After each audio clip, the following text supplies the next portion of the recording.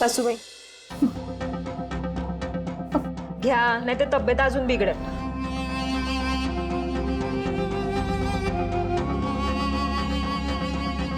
लागला का फोन? काही कळलं का त्यांच्याकडनं? होय, त्यांच्याशी झालं माझं बोलणं. प्रयत्न चालू आहेत त्यांचे आणि सायबर सेलवाले बी कामाला लागलेत.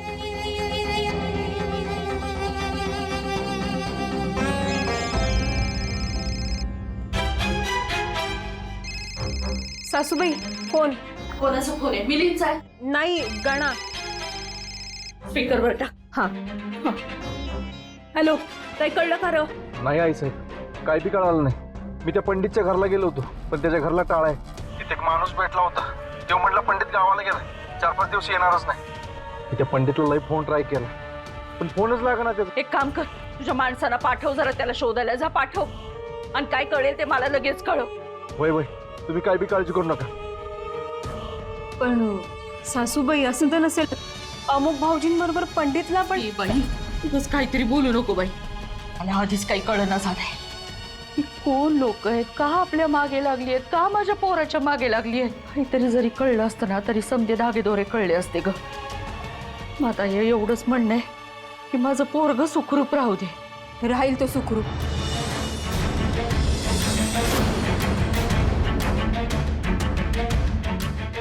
तुम्ही नका काळजी करू, मी साकडं घालते आई काळूबाईला. नाव काढू नकोस तिचं. गुरुजींनी सांगितलंय ना त्या मुलीच्या रूपानं ती परत आली म्हणून. समज चांगलं चाललं होतं ग. त्या मुंबईच्या कार्यक्रमात यांना ती भेटली आणि तेव्हापासून संकटाची मालिका सुरू झाली. तिचीच दृष्ट लागली आपल्या घराला. गुरुजी म्हणतात ते खरं आहे, आपल्या घराचा नाश करायला आली आहे ती. तिचं नाव परत घेऊ नको माझ्या समोर. तुम्ही काय बी म्हणा, पण तुम्ही जिला दोष देतायसा ना, मग तीच त्याला वाचवत. अगं ए,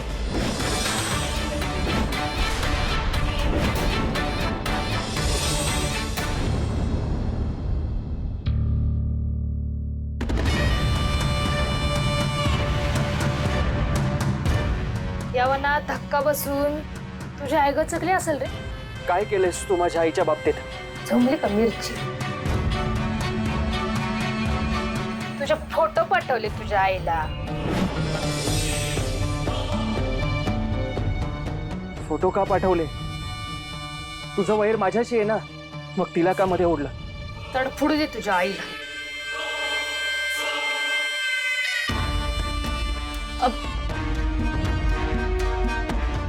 ऐका प्लीज प्लीज, हे सगळं थांबवा. खूप डेंजर आहे हो, खूप विचित्र आहे हे.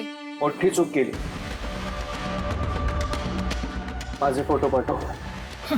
अर्ध्या तासाच्या आत मी कुठे आहे आणि हे सगळं कोणी केलं ते माझ्या घरातले शोधून काढतील. तुला काय वाटतं रे? तुला एकट्यालाच अक्कल आहे का? त्या दिवशी माझ्या नवऱ्याला फासावर चढवलंच ना, त्या दिवसापासून तुझा जीव घेण्याचं प्लॅनिंग सुरू. असं इतकं नाही, भक्कम प्लॅनिंग. पोलीस होता माझा नवरा, त्याच्या हाताखाली शिकले सगळं. तुझ्या आईला ज्या नंबरवरून फोटो पाठवले ना, यो प्रायव्हेट नंबर. पोलीस ट्रेस करेपर्यंत लय वेळ जाणार आणि याचा फोन स्विच ऑफ केलाय. माझ्या माणसाकडे पाठवून दिलंय लांब. पोलीस तिथे पोहोचेपर्यंत पण लय वेळ जाणार. सापडणार काय? काहीच नाही. चल एक गंमत करूया. हा,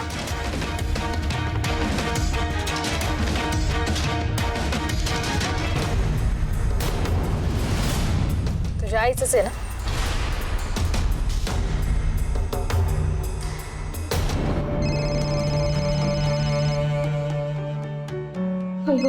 त्याच नंबरवरनं फोन आहे ग.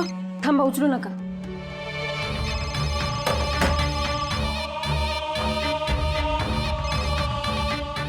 हॅलो, कोण बोलतंय? माझा पोरगा कुठे आहे आणि त्याला का लपवून ठेवलं, का किडनॅप केलंय त्याला?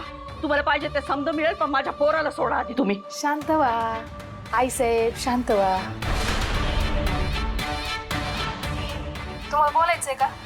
थांबा, तर आईशी बोल. आई अमुक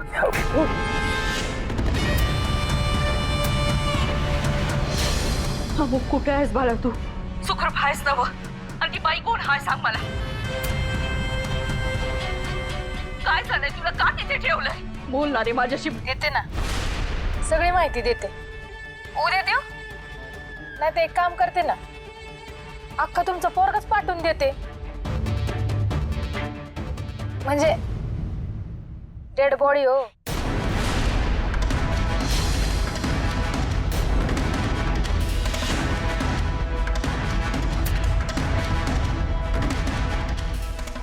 सासूबाई, सावरासबद्दल माझ्या पोराची डेड बॉडी मिळेल म्हणली. नाही सासूबाई, असं काही नाहीये.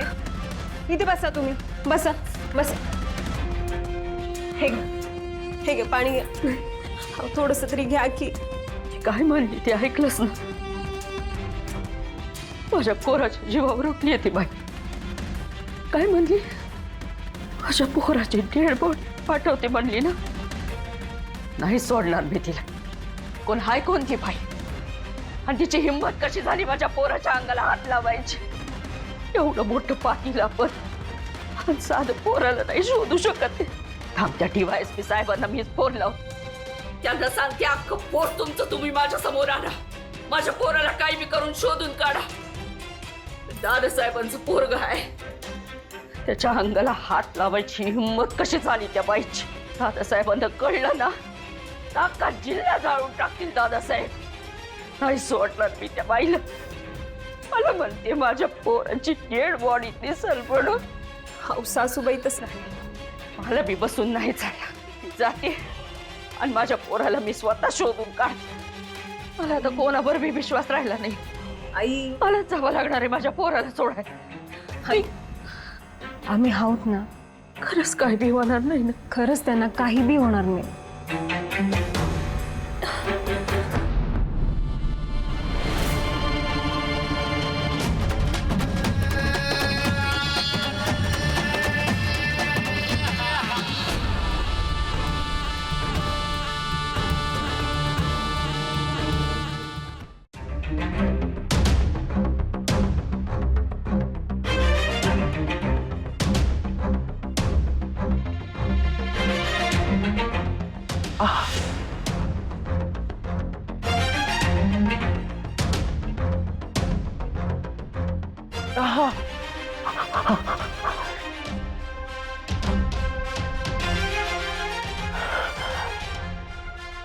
आर्या, मोबाईल.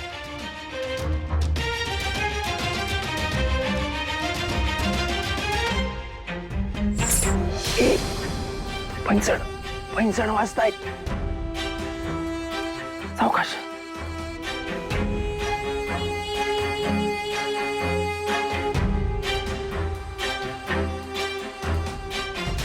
ऐक ऐक, लास्ट आहे माझ्या आईचा नंबर आहे. फोन कर पटकन, पटकन फोन कर. त्याच नंबरवरनं फोन आला. उचला. माझ्या पोराच्या केसाला धक्का बी लागला ना, तुझा हात तोडून टाकीन मी. हळू. अहो, मी ती बाई नाही बोलत आहे जिनं अमोघला बांधून ठेवलंय. त्या बाईचा फोन पळवून मी तुम्हाला इन्फॉर्मेशन देतेय. हे बघा, मी अमोघ बरोबरच आहे आणि आम्ही दोघं सुटण्याचा प्रयत्न करतोय. कसं आहे माझा अमुक? सुखरूप आहे ना? हो, सुखरूप आहे. कोण आहेस पोरी? तू कोण आहेस मला माहिती नाही, पण माझ्या पोराची काळजी घे ग. त्याला सुखरूप ठेव. मला वचन दे, माझ्या पोराला काही बी होऊन देणार नाहीस तू. हो हो हो. बरं मला सांग, तुम्ही दोघं कुठं आहात? कुठं ठेवलंय तुम्हाला? आम्ही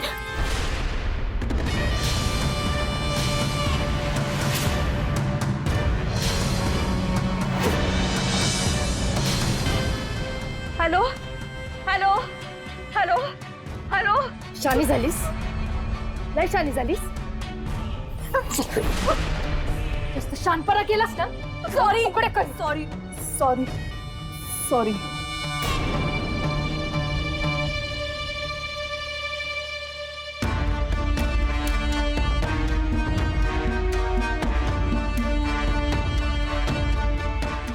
अमोगच्या आईनं किती विश्वास टाकलाय माझ्यावर, आणि अमोगला वाचवणं ही मला जबाबदारी का वाटतेय?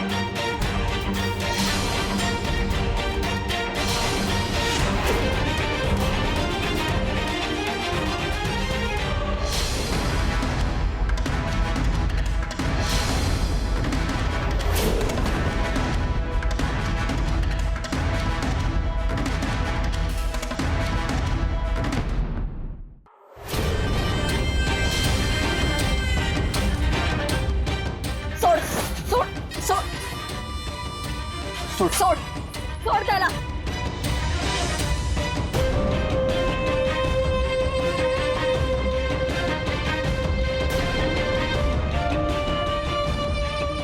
अरे चाकू दे.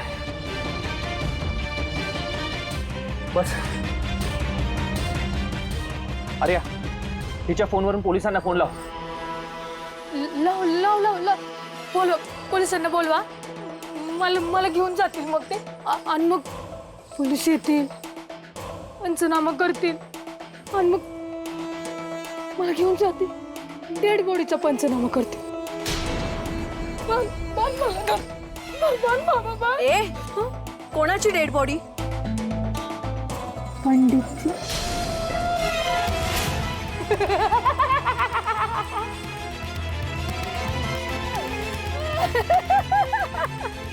माझ्या नखाला जरी धक्का लागला ना, तर तिकडे तुझा पंडित ढगा. तुला काय वाटलं का मी एकलीच आहे? माझी माणसं चारी बाजूला. जशी हिथं तुझी गठडी वळून ठेवली ना, तशी पंडिताची तिकडे ठेवली.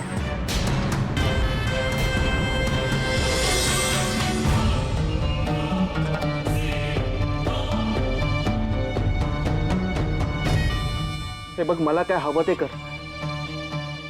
पण पंडितला काही करू नकोस प्लीज.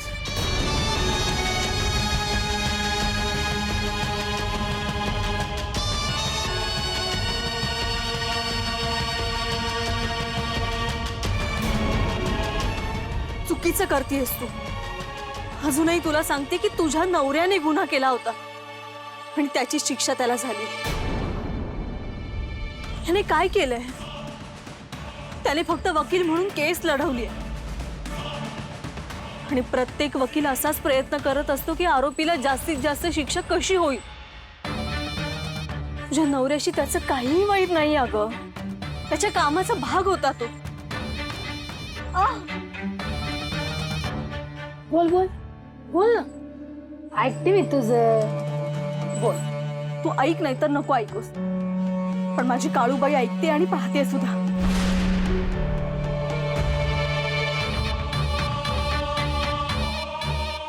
चुकीचं करतेस तू. असं वागलीस ना तर देवाची साथ मिळणार नाही तुला.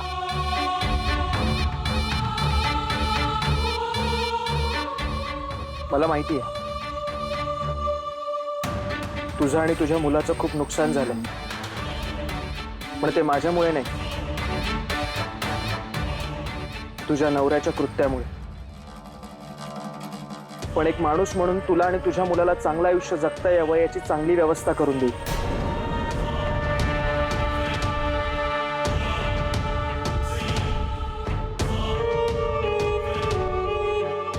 उपकार म्हणून नाही, तर माणुसकी म्हणून.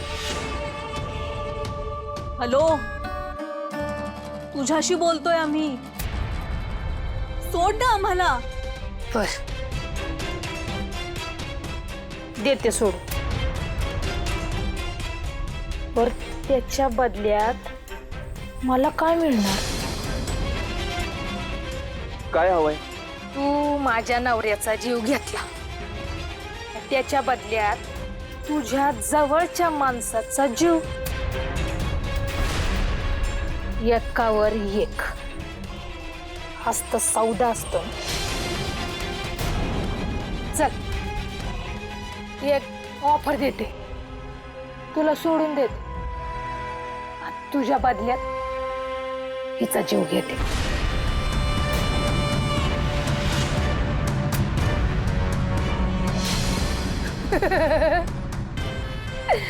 चांगली आहे ना ऑफर? विचार करा आणि मग सांगा मला.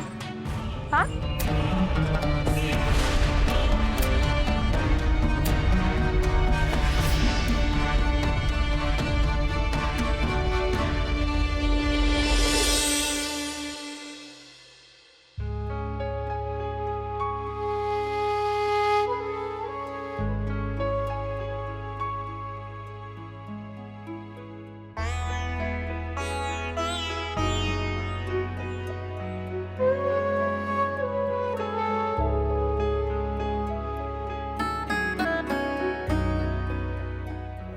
एवढं समजावलं त्या दोघींना तरी बी आपापल्या खोलीत बसून त्या काळूबाईचा जप करत बसले आणि ते बी अमुक भाऊजींसाठी. तुम्हाला सांगते सासूबाई, अशाने प्रॉब्लेम्स ना लई वाढणार आहेत बघा.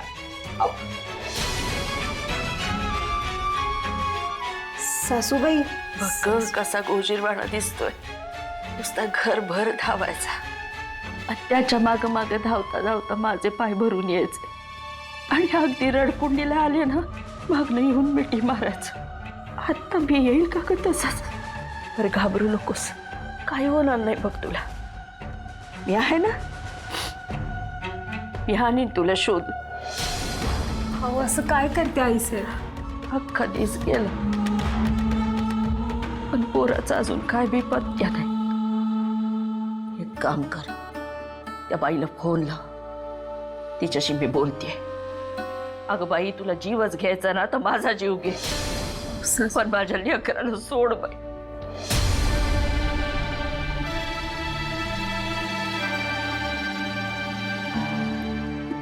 आई काळूबाई, या घरातली माणसं माझ्याशी किती बी वाईट वागली असली तरी माझ्या लेकाच्या अमुकच्या बाबतीत काही विपरीत घडायला नको. कुठल्या बी आईच्या वाट्याला हे दुःख नको. कुणाच्या तरी रूपानं पाठीशी उभी राहा ग त्याच्या.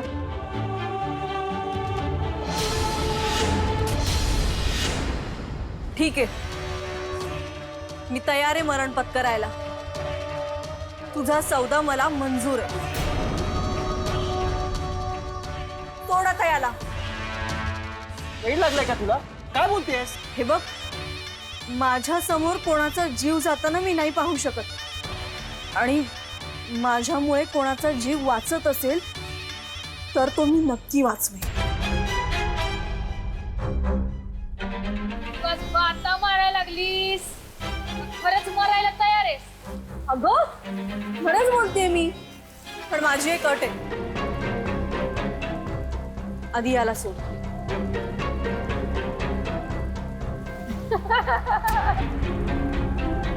इडे समजलीस मला? ते काही मला माहिती नाही, पण मला मारल्यानंतर याला सोडशीलच याची काय गॅरंटी?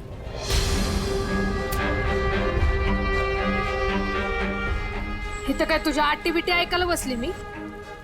गप बसायचं तिकडं. हे बघ, माझं म्हणणं फक्त एवढंच आहे, ह्याला सोडावं म्हणून मी मरणार आहे ना. मग आधी याला सोडायचं आणि नंतर मला मार. सगळं तुझ्या मनासारखंच आहे.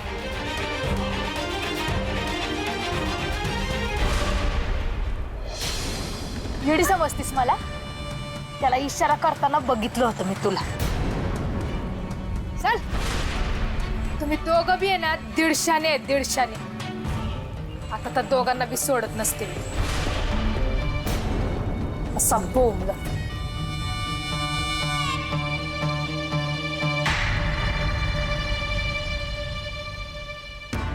अशाच रशीनं माझ्या नवऱ्याला फाशी दिली असशील. आधी दोरा आवडला असशील, मग त्याच गळा बी आवडला गेला असं. लय तळमळला असेल ना रे. तुला बी असंच तळमळताना बघायचंय मला. आजची रात्र जगून घे.